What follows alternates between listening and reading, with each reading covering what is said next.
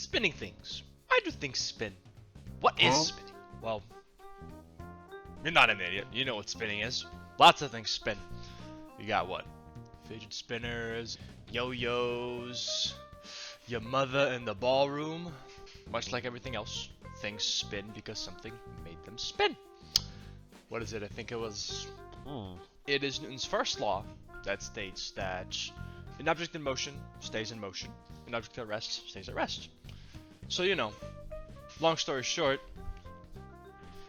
you got this chair.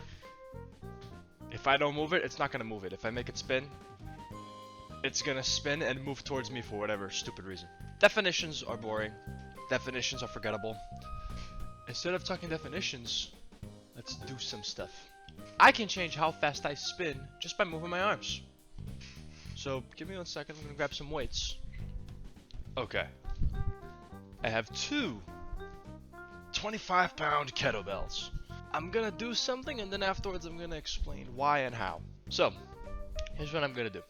I am going to hold those weights like this while spinning in my chair. I am going to gradually bring those weights closer to my body. Now, whoops, wrong direction. I'm going to give you 3 options, and you have to guess.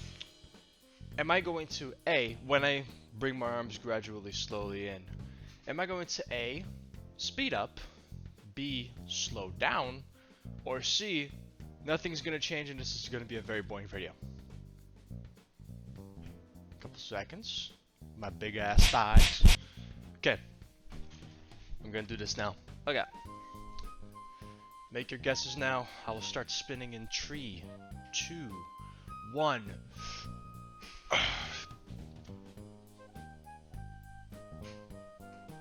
Alright, doing it now. Whoa! Oh, I'm dizzy. Woo! Oh wow, I'm actually dizzy. Okay. Why? Sorry, it gets my big ass forehead. I sped up. It's a little weird, right? Well, damn, holding those weights took a little out of me. But the reason that happened is a little something called conservation of angular momentum, which is a very fancy word. But basically, it just means that me spinning has 2 attributes. This thing called moment of inertia, which again, very fancy word, but basically it's just a way of interpreting how much I weigh, my mass, and the angular velocity, which is how fast I'm spinning. Am I gonna do this again? Nah, later. The moment of inertia basically takes into account the mass and how it's distributed.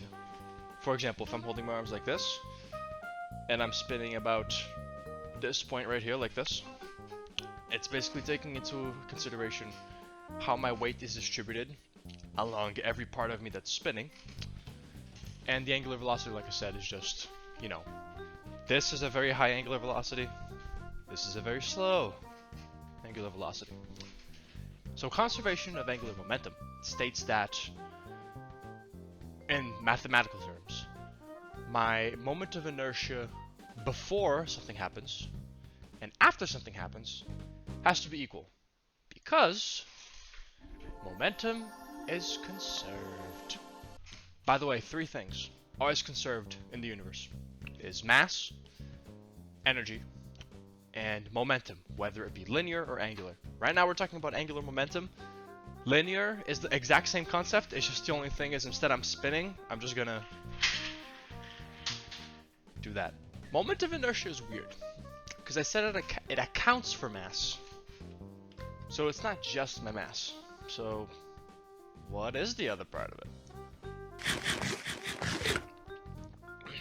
I'm gonna start getting into some slightly... It looks complicated, I swear it's not complicated.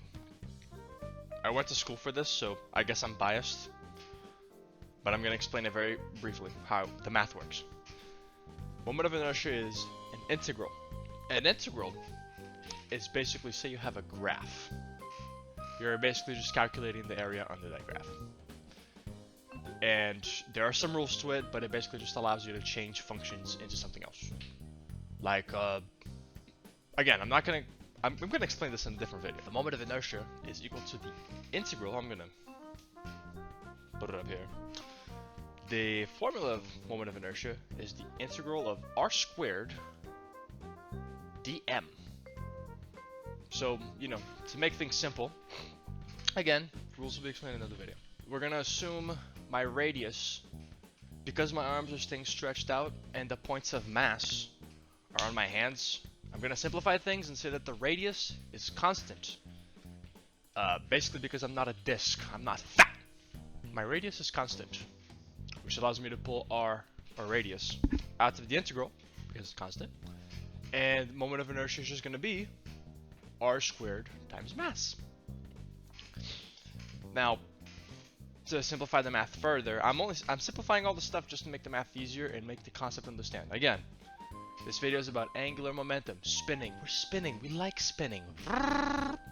So by making that simplification, our moment of inertia is just r squared m. Now r, if I'm spinning about the center of my body, the radius, that's what r is gonna be from my axis of rotation, aka the center of my body, all the way to the end of my arm. That's gonna be radius. The mass is gonna be the mass of the kettlebell, which is 25 pounds. Not bad.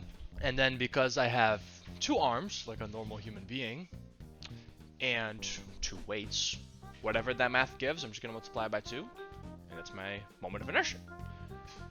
Now finally, all I have to do afterwards is multiply that big thing by angular velocity. So I'm gonna pull out my calculator, which I didn't yet, so I'll be back. Okay, so let's do some quick math here. Which, by the way, angular momentum is represented by an L. Don't exactly know why. Angular velocity is represented by this letter omega. Let me fact check myself. You guys are gonna learn that sometimes I stutter a lot. It is omega. It's a lowercase omega. Lowercase omega looks like a little W. Now, we're gonna assume for a second that let's do this in degrees, whatever, to make it easier to understand. Radians are a little weird. Let's say, by the way, if you don't know this, a full circle is 360 degrees. Let's say I was spinning at a velocity of 270 degrees per second. So every second I was moving 3/4 of a circle, holding those weights out, right? So now we're saying that my angular momentum before I pulled my arms in has to be the same as the angular momentum after I pulled my arms in. Okay, so now this is easy. What did I say? 270 degrees per second? Normally this math is done in radians, by the way, but I'm using degrees because I feel like degrees doesn't matter what your background is, you're gonna know that, you know, how fast it's going if I just give you degrees. Okay, now I have this neat little formula that will give me how fast I was going afterwards, as long as I know my radii. Time to get the measure tape. By the way, a lot of work just to show some cool spinning stuff, huh? So, it's kind of holding it like this, right? Okay. So my radius was... I have a big ass arm.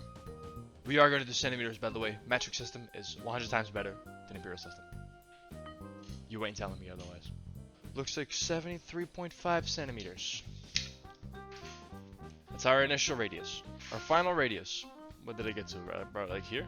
So, final radius was just shy of 23 centimeters. So we'll do 22.83. Okay. So now we have some numbers to put in. Centimeters cancel out, giving us only degrees per second, which means our math works and it's right. Always check your units. Most useful thing I learned in engineering school, by the way. Always write in your units. Because then you can see if they all cancel out and work to what you want. If they don't, you mess something up somewhere. Okay, so now with my beautiful TI-84 plus CE calculator, we can do this math. This is very fast, actually. But again, we're estimating. We're just trying to explain a concept.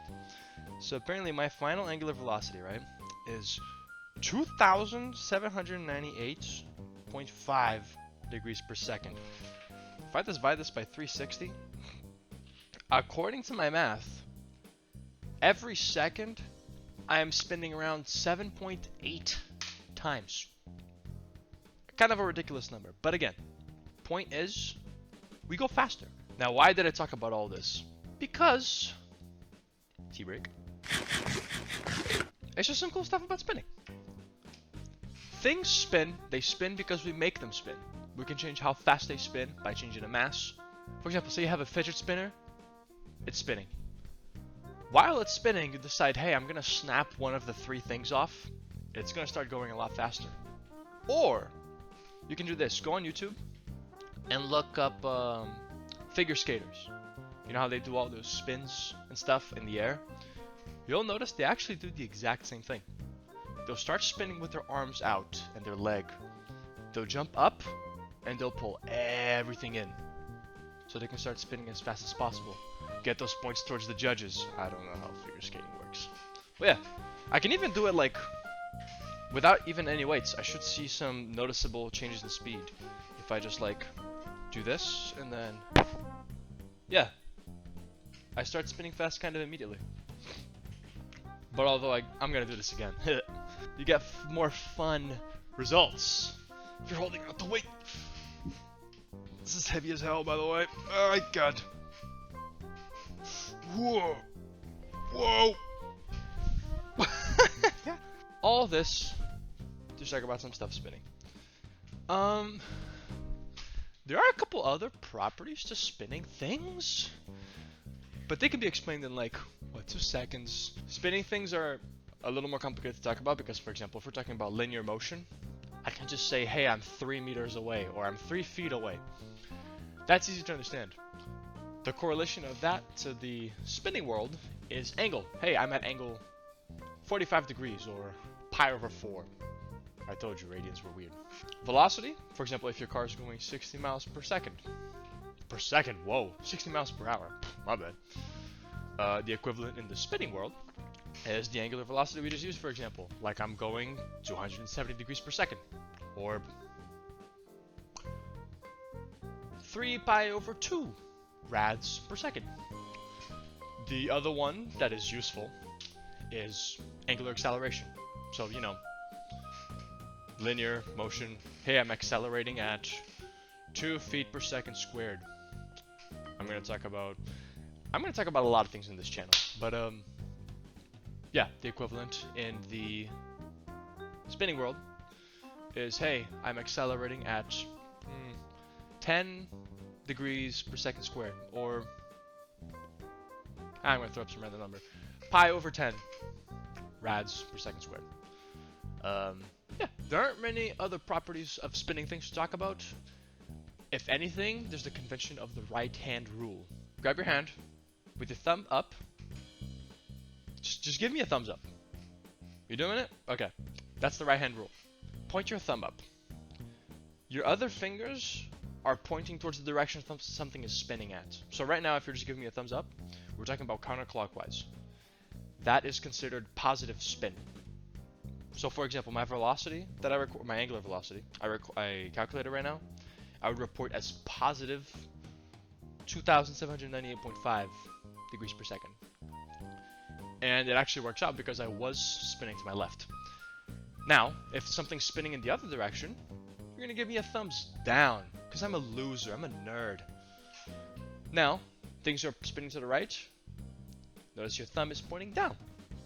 It's gonna be negative rotation. So if I was spinning to the right, it would have the exact same number, but it would just be negative. Yeah, I can't really think of any other things to talk about the spinny, doopy world. Oh, I forgot. I'm gonna make it its own video because force is always its own interesting concept. There is torque, which is basically rotational force, but I'm gonna leave the video at this because it's getting a little long. If you liked this video, whatever. If I missed anything that I can talk about next time, maybe, you know, say something because I can't read your mind. Plus, I have no idea where you live or who you are, because for me, you're just a name on YouTube. If you liked the video, let me know. If you didn't like it, let me know why, so I can get better with it. But yeah, I'm probably gonna be uploading like once a week, because I have school, plus a life that I like to live. But I just like talking about sports. Next time, we'll have something new to talk about. Bye-bye.